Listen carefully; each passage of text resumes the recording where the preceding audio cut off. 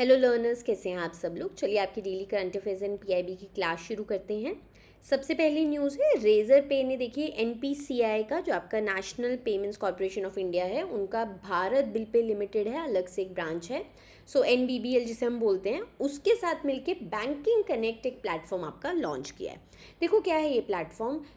पहले क्या होता था, जो भी मर्चेंट्स होते हैं ना, आपके जो भी दुकानदार होते हैं, उनको क्या करना पड़ता था, अपनी जो भी वेबसाइट्स होती है ना जिनके थ्रू वो सामान बेचते हैं, उनको हर ना अलग अलग बैंक के सिस्टम से इंडिविजुअली जोड़ना पड़ता था।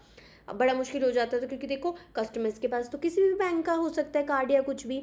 अब उनके लिए मुश्किल हो जाता था रिफंड्स को ट्रैक करना, पेमेंट्स के वो फेल ट्रांजैक्शंस को देखना, बहुत दिक्कत हो जाती थी। तो बैंकिंग कनेक्ट आपका एक तरह से लॉन्च किया गया है प्लेटफॉर्म, एक ब्रिज की तरह। ये बिजनेस को एक ही बारी में हर मेजर बैंक के साथ लिंक कर देता है, ठीक है, हैसल फ्री कर दिया गया है।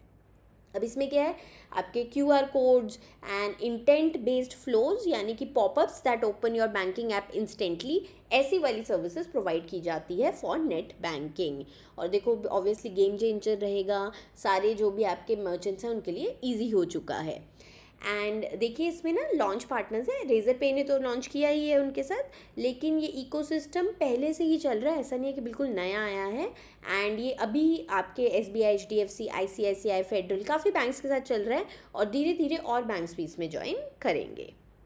नेक्स्ट है, insurance regulatory and development authority of India ने लाइसेंस दे दिया है prudential HCL health insurance limited को, किस चीज़ का, कि आप हेल्थ इंश्योरेंस बेच सकते हो इंडिया में। और ये इंडिया की फिर 8th कंपनी बन गई है जो इंश्योरेंस बेच सकती है। और ये जो है ना, ये पूरा एक जॉइंट वेंचर रहेगा। जॉइंट वेंचर किस किस के बीच में रहेगा, यूके के प्रूडेंशियल ग्रुप के बीच में, जिनके पास 70% स्टेक है, और इंडिया का HCL ग्रुप जिसके पास 30% स्टेक है। नेक्स्ट है, एशियन डेवलपमेंट बैंक ने $182.8 मिलियन का लोन अप्रूव किया है। किसके लिए, स्टेट ऑफ कर्नाटका के लिए। उन्होंने कहा है कि कर्नाटका को आप अपना पूरा पब्लिक एजुकेशन सिस्टम को चेंज कीजिए, 500 हाईटेक इंटीग्रेटेड स्कूल क्लस्टर्स बनाइए। क्लस्टर्स क्या रहेंगे, इसमें ना हब एंड स्पोक मॉडल होता है, तो एक हब स्कूल बनेगा और उसके साथ आपके अलग अलग हब स्कूल्स बनते हैं जिनके साथ वो रिसोर्सेज वगैरह शेयर करते हैं। तो मेन लोन 182.89 मिलियन का तो देखो ADB दे रहे हैं ना, और वो लोग रिजल्ट बेस्ड लोन देते हैं कि आपको स्टेप बाय स्टेप मिलेगा, एक साथ ही नहीं सारा पैसा मिलता, आप प्रोग्रेस शो करोगे तो मिलता है। सेकंड, इसके साथ साथ ना आपकी international finance facility for education जो है वो भी इनको लोन प्रोवाइड करेगी। सो वो भी $10 मिलियन का डायरेक्ट ग्रांट दे रही है। ग्रांट मतलब जिसका पैसा वापस नहीं करना होता है। एंड $25 मिलियन की क्रेडिट गारंटी दे रही है टू इंश्योर फाइनेंशियल सेफ्टी। और जो पूरा प्रोग्राम है ये आपके कर्नाटका की लोकल स्कूलिंग को रिफॉर्म करेगा in alignment with your national education policy 2020। Next है, कोटक महिंद्रा बैंक जो है वो आपकी रिटेल बैंकिंग, प्राइवेट बैंकिंग और वेल्थ मैनेजमेंट, ये जो आर्म्स है ना, ये खरीद रहा है किसकी, जर्मनी के डॉइश बैंक की, bye paying 281.7 crore rupees. Next है, प्रधानमंत्री कृषि सिंचाई योजना। और देखिए अब इसको ऑलमोस्ट 11 साल हो चुके हैं, तो पूरी डिकेड इसने 10 साल में क्या क्या किया है, काफ़ी बेनिफिट्स हुए हैं, तो इसके बारे में थोड़ा पढ़ लेते हैं। देखो ये जो आपकी योजना थी ना, ये जुलाई 1 2015 को हमारे प्रधानमंत्री जी ने लॉन्च की थी। काम क्या है इसका, देखो हमें पता है कि हमारी फार्मिंग मानसून रेन पर डिपेंडेंट है, पर मानसून किसी आपका साल सही आता है, नहीं आता है, एल नीनो हम पढ़ रहे हैं ना, एल नीनो की वजह से इस बार मानसून रेन कम है, तो उसकी वजह से हमारे एग्रीकल्चर को इम्पैक्ट होता है। उसके लिए आपका लॉन्च किया गया था कि कैसे हम लोग सिंचाई इरिगेशन प्रोवाइड कर सकें प्रॉपर्ली। ये 2015 में लॉन्च हुआ था, 5 ईयर्स के लिए उस टाइम लॉन्च हुआ था 50,000 करोड़ के बजट में। फिर 2021 में इसे एक्सटेंड कर दिया गया था और 5 साल के लिए, और बजट इसका 93,068.56 करोड़ दिया गया था एडिशनल। 4 पिलर्स हैं स्कीम के, AIBP which is your accelerated irrigation benefit program. ये आपका पूरा जो भी मेजर और मीडियम डैम कैनल प्रोजेक्ट्स हैं जिससे इरिगेशन का पानी मिल सके, जो रुक गए थे उनके ऊपर फोकस करता है। नेक्स्ट आपका पिलर है HKKP, यानी हर खेत को पानी, कि हर खेत तक पानी पहुंचाया जाए किसी भी तरीके से, ट्यूबवेल से, पॉन्ड से, कहीं से भी पहुंचाए। Then WDC watershed development component, अब उन्होंने कहा है कि पानी भी तो चाहिए सबके लिए, तो rain water harvesting, soil moisture conservation, इस पर भी ध्यान दिया जाता है। देन 4th कंपोनेंट है PDMC, पर ड्रॉप मोर क्रॉप। तो इसमें क्या है कि आपको पानी को बचाना भी है, ड्रिप या स्प्रिंकलर इरीगेशन को यूज़ करो। चलिए अब थोड़े स्टैट्स देख लेते हैं अभी तक इस स्कीम के। तो अभी तक 27 मिलियन फार्मर्स बेनिफिट हो चुके हैं इस प्रोग्राम से। आपका लैंड एरिया में 24.61 मिलियन हेक्टेयर्स को ये इरिगेशन के अंडर ला चुके हैं। देन माइक्रो इरिगेशन जो आपका पर ड्रॉप मो क्रॉप हमने पढ़ा ना पिलर, उसके अंतर्गत 110.92 लाख हेक्टेयर्स की जो लैंड है वो सक्सेसफुली इन सिस्टम्स को अडॉप्ट कर चुकी है। देन स्प्रिंकलर्स तो देखो बहुत ही अच्छा है क्योंकि उसमें पानी की भी बचत होती है और इसकी वजह से ना क्रॉप यील्ड भी 25% से 30% तक बढ़ी है। देन इनपुट वेस्ट जो है आपका कम हुआ है, आपकी वाटर, इलेक्ट्रिसिटी, मैनुअल लेबर सब में बचत हुई है बाय 50%। और फार्मर्स जो हैं उन्होंने देखा है कि इसकी वजह से ना प्रॉफिट्स भी उनके बढ़े हैं 60 to 70,000 पर हेक्टेयर। नेक्स्ट है जापानीज़ पीएम हैं आपके सनाए तकाइची जी। उन्होंने अभी हाल फिलहाल में इंडिया विजिट किया था to attend 16th India Japan annual summit. तो उसमें देखो हमारे जो प्रधानमंत्री हैं और वहाँ के प्रधानमंत्री उन्होंने बैठ के बातें की हैदराबाद हाउस नई दिल्ली में, और फिर उसके बाद 16 आपके मेजर ऑफिशियल आउटकम MOUs के पार्टनरशिप के उसमें आए हैं। तो काफ़ी डिफरेंट उन्होंने टॉपिक्स पे किए हैं। इसके साथ साथ आपके लिए जानना इंपॉर्टेंट है जॉइंट इकोनॉमिक फोरम। तो दोनों लीडर्स ने आपकी Japan India joint economic forum हुई थी जिसे ऑर्गेनाइज किया था जेट्रो ने, which is Japan external trade organization, New Delhi में आपकी हुई थी और इसे अटेंड किया है। अब इसमें एक 1 लाख करोड़ रुपीज़ का ना क्या है आपके बूस्ट मिला है कॉरपोरेशंस को, इंडियन कॉरपोरेशंस को। तो क्योंकि आपके 129 MOU साइन हुए हैं इंडियन एंड जापानीज़ कॉरपोरेशंस के बीच में। देन मारुति सुजुकी का एक नया मेगा प्लांट भी लगेगा। हमें पता है ना मारुति इंडियन कंपनी है, सुजुकी जापानीज़ कंपनी है, दोनों ने मिलकर अपना जॉइंट वेंचर चलता है इंडिया में। तो इनका एक 4th व्हीकल मैन्युफैक्चरिंग प्लांट भी इनॉग्रेट किया गया है खारखोदा इन हरियाणा। देन यूनिकॉर्न प्रोजेक्ट, तो फर्स्ट टाइम हिस्ट्री में हुआ है कि इंडिया और जापान ने एक joint defence corps development project launch किया है। और इसमें क्या है, दोनों आपके जो कंट्रीज़ हैं वो मिलके advance unified complex radio antenna जिसे यूनिकॉर्न बोलते हैं सिस्टम बनाएंगे फॉर इंडियन नेवी।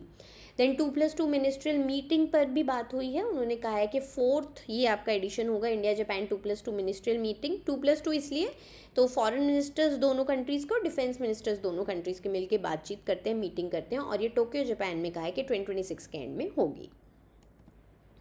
नेक्स्ट है ministry of steel officially promoted MECON limited. एक ये schedule A central public sector enterprise है, इसे उन्होंने मिनी रत्ना कैटेगरी 1 स्टेटस दे लिया है। तो आपके पिछली महीने की क्लासेस में हम लोगों ने कवर की थी ना सारी आपकी different mini Ratna category 1, category 2, Navratna, आपकी महारत्ना, तो आपको पता होना चाहिए। नहीं है तो क्लासेस अपनी देख लेना दोबारा जाके। सो कैटेगरी 1 के लिए क्वालिफाई करने के लिए देखो डिपार्टमेंट ऑफ पब्लिक एंटरप्राइजेस ने क्राइटेरिया सेट किए हुए हैं। देन मिकॉन का जो नेटवर्थ है वो 35.42 करोड़ था और प्रॉफिट्स भी 3 साल से इनको हो रहे थे, 3 फाइनेंशियल ईयर्स से। और प्रॉफिट बिफोर टैक्स भी इनका जो हम 3 साल अगर पिछले देखें तो वो ऊपर ही रहा है 30 करोड़ से। क्योंकि हमें पता है क्राइटेरिया क्या है, कैटेगरी 1 बनने के लिए आपको एक तो 3 साल से प्रॉफिट्स होने चाहिए, सेकेंडली आपका जो प्री टैक्स प्रॉफिट यानी कि प्रॉफिट बिफोर टैक्स है वो 30 करोड़ या उससे ज़्यादा होना चाहिए at least in 1 year in last 3 years, और पॉजिटिव नेटवर्थ होना चाहिए। तो सब मेकॉन लिमिटेड के पास था। कैटेगरी 2 बनाते हैं तो वो कब, उसमें भी आपके प्रॉफिट्स तो चाहिए 3 साल के लिए, पर ये 30 करोड़ का जो मिनिमम प्रॉफिट है ना वो वाली आपकी नहीं उसमें अप्लाई करती।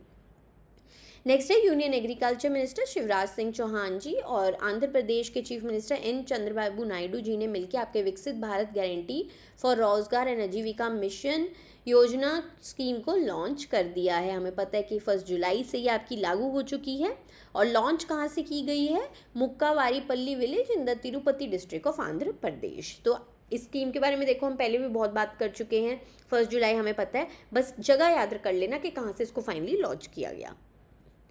नेक्स्ट है Gujarat chief minister Bhupendra Patel ji launch 2 state wide welfare programs from Gandhinagar. तो गुजरात के लिए 2 प्रोग्राम्स हैं, नमो स्वच्छता अभियान जो हॉस्पिटल हाइजीन पे फोकस करेगा, एंड अमृतपन अभियान जो कि मेटर्नल एंड चाइल्ड न्यूट्रिशन पर फोकस करेगा। नेक्स्ट है वेस्ट बंगाल को 23 न्यू GI टैग्स मिल गए हैं। तो देखो GI टैग्स हमें पता है क्यों मिलते हैं, स्टेट की डिफरेंट कोई आपकी अलग उनकी अनोखी होती हैं चीज़ें हो सकती हैं, कुछ भी हो सकता है, खाने की चीज़ हो सकती है, कुछ हैंडीक्राफ्ट हो सकता है, उसके लिए उन्हें मिलता है ताकि उसकी कॉपी ना बन सके। सो अब टोटल वेस्ट बंगाल को कितने जीआई टैग्स मिल चुके हैं? 59। देखो वो 23 बहुत लंबी लिस्ट हो जाती तो इसलिए मैं आपको नहीं पढ़ा रही हूँ, याद तो नहीं रह पानी थी। सो बस नंबर याद रख लेना, 59 हो चुके हैं। और वेस्ट बंगाल आपका third highest GI tag state हो चुका है इंडिया में। फर्स्ट सबसे ज़्यादा जीआई टैग्स यूपी के पास है 83, सेकेंड है तमिलनाडु के पास 76 एंड वेस्ट बंगाल के पास थर्ड हो गए हैं अब 59। देन है हिमाचल प्रदेश को भी 8 न्यू जीआई टैग्स मिले हैं और स्टेट का अब टोटल हो चुका है 17। तो ये इनको किस किस के लिए मिले हैं 8 टैग्स? आपका सी बकथॉर्न है स्पीति का, सालूनी सफ़ेद मक्का है चंबा का, चंबा मेटल आर्ट है, सिरमौरी लोया है सिरमौर का, किन्नौरी टोपी किन्नौर की है, किन्नौरी एप्पल, किन्नौरी ज्वेलरी और सेपू वड़ी ऑफ मंडी। नेक्स्ट है नेशनल बायोडाइवर्सिटी अथॉरिटी ने नेशनल स्टैट्यूटरी रिकॉग्निशन दे दी है बोरजोली साइट, जो कि आपकी असम में है। असम के सोनितपुर डिस्ट्रिक्ट में ये साइट है बोरजोली साइट, ठीक है। इसको उन्होंने क्या बना दिया है? Biodiversity heritage site. और ये उन्होंने किसके अंतर्गत दिया है? Section 37 of biological diversity act. तो बोरजोली साइट क्यों फेमस है, क्यों उसे हेरिटेज साइट बनाया है? वहाँ पर ना एक आपकी अलग तरह की ना राइस की वैरायटी उगती है, बहुत एंसेस्टर राइस है, wild ancestor rice variety which is your Oryza rufipogon, ठीक है। अब ये क्यों है? ये बहुत ना स्पेशल राइस की वैरायटी है, ये आपकी ना बहुत इम्यून है to many crop diseases and pest, तो ऑब्वियसली हमारे लिए इंपॉर्टेंट हो जाती है ना। चलिए इसके साथ साथ ना असम की अब 3 बायोडाइवर्सिटी हेरिटेज साइट्स हो चुकी हैं। सबसे पहली है माजुली, जो कि वर्ल्ड का लार्जेस्ट इनहेबिटेड रिवर आइलैंड है। देन आपकी हजोंग टॉर्टॉइस लेक है, ठीक है, ये एक फ्रेश वाटर लेक है जो बहुत ब्रीडिंग ग्राउंड है आपका, इंपॉर्टेंट फॉर रियर टर्टल्स। अब आपकी तीसरी हो चुकी है बोरजोली वाइल्ड राइस। नेक्स्ट है आईआईटी दिल्ली और डीआरडीओ यानी defence research and development organisation ने हाथ मिलाया है to create India's first completely home grown tactical aerostat. अब ये होता क्या है टैक्टिकल एरोस्टैट? ये क्या होता है? एक तरह से सर्विलेंस का होता है। सर्विलेंस मतलब हमें किसी जगह की निगरानी रखनी है, लेकिन ये बलून होता है जिसके थ्रू आप ये कर सकते हैं। ये हाई एल्टीट्यूड्स में आपके फ्लोट कर लेता है और आपको ना करते एक अगर आपका एरिया है आपने जहाँ से इसको लॉन्च किया है वहाँ से 20 किलोमीटर तक की आपकी पूरी सर्विलेंस रख सकता है और बहुत लो कॉस्ट होता है। टेक्नोलॉजी क्या होती है इसमें? तो इसमें आपके बहुत एडवांस सेंसर्स लगे होते हैं, इलेक्ट्रो ऑप्टिकल कैमराज लगे होते हैं जिसमें आपकी क्लियर डे टाइम की रिकॉर्डिंग हो जाती है, इंफ्रारेड सेंसर्स होते हैं फॉर नाइट विजन। इसके साथ साथ इसमें रिलेज भी लगे होते हैं कि जो भी आपके कोई सिग्नल्स हैं, रेडियो इंटरनेट सिग्नल्स, उसको भी ये बाउंस कर देते हैं। देन देखिए एरोस्टेट्स और ड्रोन्स। आप कहोगे मैम ये तो ड्रोन से भी हो सकता है, एरोस्टेट क्यों बनाया? एक तो देखो लो कॉस्ट है ना, दूसरा ड्रोन्स को क्या है हर ना थोड़े थोड़े टाइम में ना उनकी बैटरीज बदलने के लिए नीचे लाना पड़ता है, इतना वो हैवी ले नहीं पाते हैं लोड।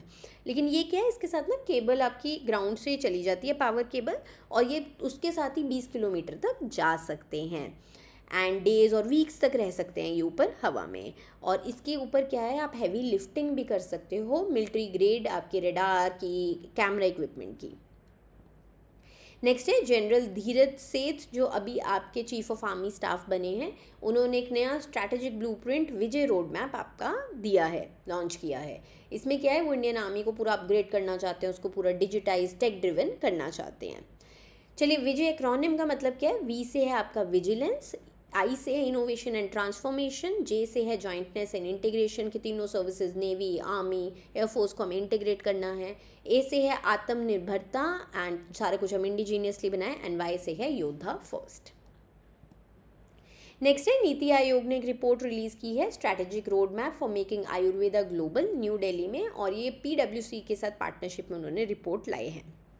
चलिए इसमें क्या उन्होंने बताया है कि कैसे हम लोग आयुर्वेदा को जैसे 2047 तक इतना ग्रो कर दें कि वो भी हमारा विकसित भारत बाय 2047 अचीव करने में मदद करे। तो उन्होंने क्या बताया है कि देखो आयुर्वेद ग्रो तो कर रहा है लेकिन अभी भी पोटेंशियल उसका बहुत ज़्यादा है। तो इंडिया का जो आयुर्वेदा का एक्सपोर्ट है, हर्बल का प्रोडक्ट्स का एक्सपोर्ट है, वो देखो डबल हो चुका है। 1.09 बिलियन डॉलर था 2014 में, आपका 2023 में 2.16 बिलियन डॉलर हो गया है, रीचिंग लफली 150 कंट्रीज़ पर। अभी और हम इसको बढ़ा सकते हैं।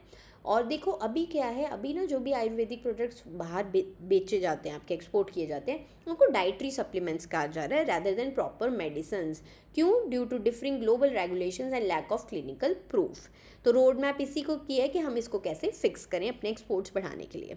इन्होंने 3 पिलर्स भी दिए हैं इस रोड मैप में। अवेलेबिलिटी, कि हमें कैसे वर्ल्ड वाइड इन प्रोडक्ट्स को अवेलेबल करना है अपने आयुर्वेदिक को, उसके लिए हमें ट्रेंड वर्क फोर्स चाहिए, ग्लोबल एजुकेशन देनी होगी एंड बूस्ट करना होगा प्रोडक्शन को।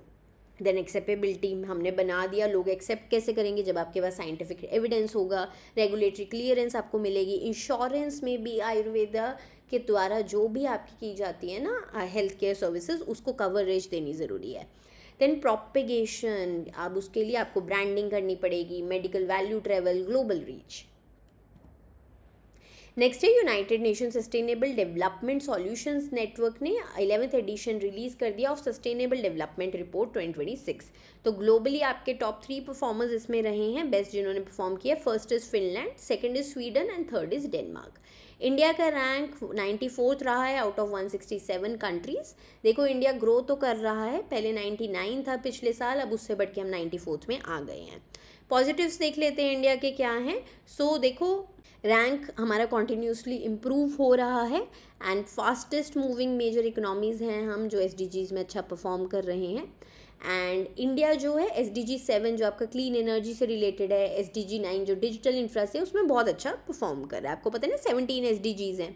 चैलेंजेस भी देख लेते हैं जो हमारे बाकी साउथ एशियन है ना, भूटान पियर्स, भूटान हो गए, मालदीव्स, नेपाल, श्रीलंका, हमसे रैंक्स में बेटर हैं। ठीक है, 2030 तक देखो हम जो हैं ओनली आपका, क्योंकि हमें 2030 तक करने थे ये अचीव, लेकिन हम इस डेडलाइन तक सिर्फ अपने 33.3% of SDG targets he achieve कर पाएंगे। यही ट्रैक रिकॉर्ड चल रहा है हमारा।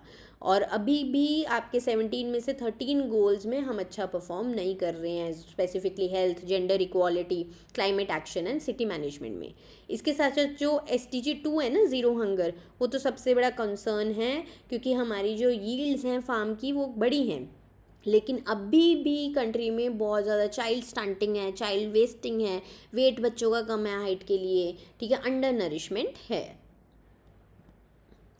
नेक्स्ट है एयर इंडिया ने MOU साइन किया है विद SIA इंजीनियरिंग कंपनी, जो एक सिंगापुरियन कंपनी है। मुंबई में इन्होंने MOU साइन किया है। इसके अंतर्गत ये वर्ल्ड क्लास MRO इकोसिस्टम बनाएंगे इंडिया में। MRO मतलब maintenance, repair, overhaul of your aircrafts.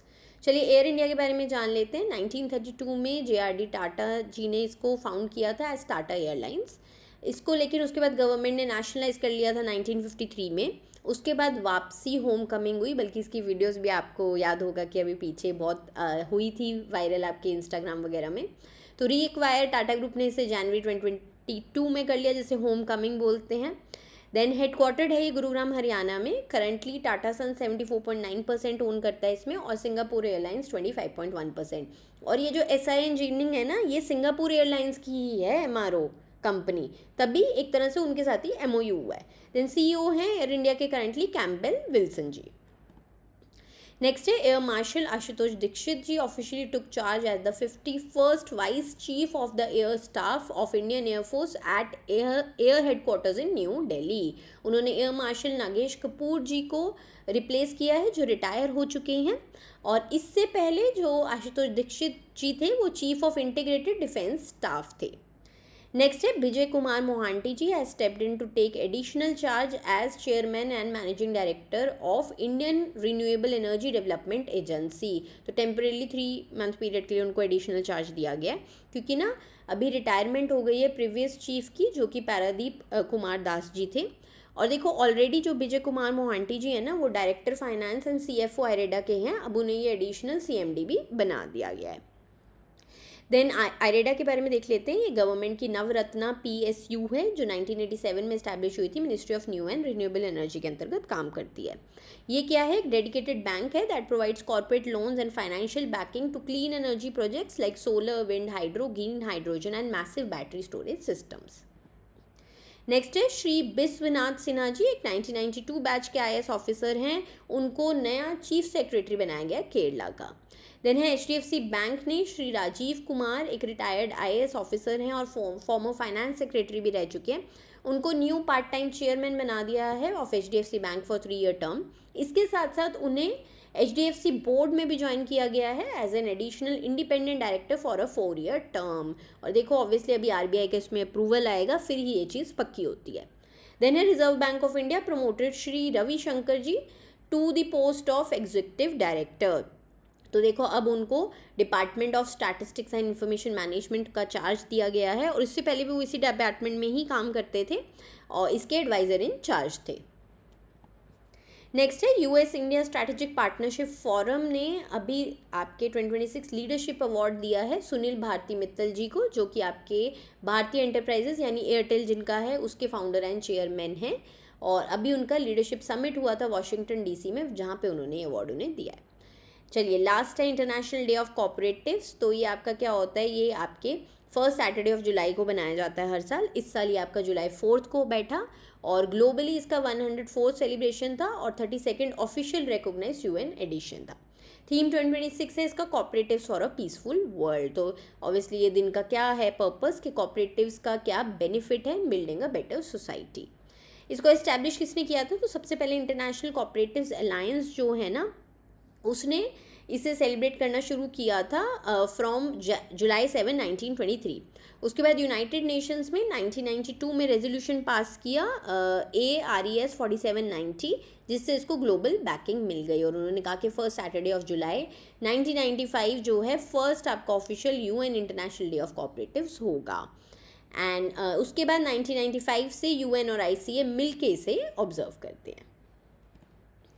चलिए अगर आप तैयारी कर रहे हैं बैंक एग्ज़ाम्स की, चाहे regulatory body RBI grade P है, बैंक POs की, तो आपके लिए देखिए डिफरेंट कोर्सेज बैंकर्स यूनिवर्सिटी द्वारा हैं, और आपके लिए RBI grade B selection system है जिसमें आशुतोष सर आपको कॉन्स्टेंटली गाइड करते हैं। एंड उसके लिए आप RBI सिलेक्शन सिस्टम ज्वाइन कर सकते हैं अगर आप RBI ग्रेड B की तैयारी कर रहे हैं। आप बैंक PO के लिए beginner to banker course join कर सकते हैं, एंड इनके लिंक्स आपको गिवन हैं इस क्लास के डिस्क्रिप्शन बॉक्स में। जाइए उसके बारे में स्टडी कीजिए और ज्वाइन करके अपनी तैयारी शुरू कीजिए।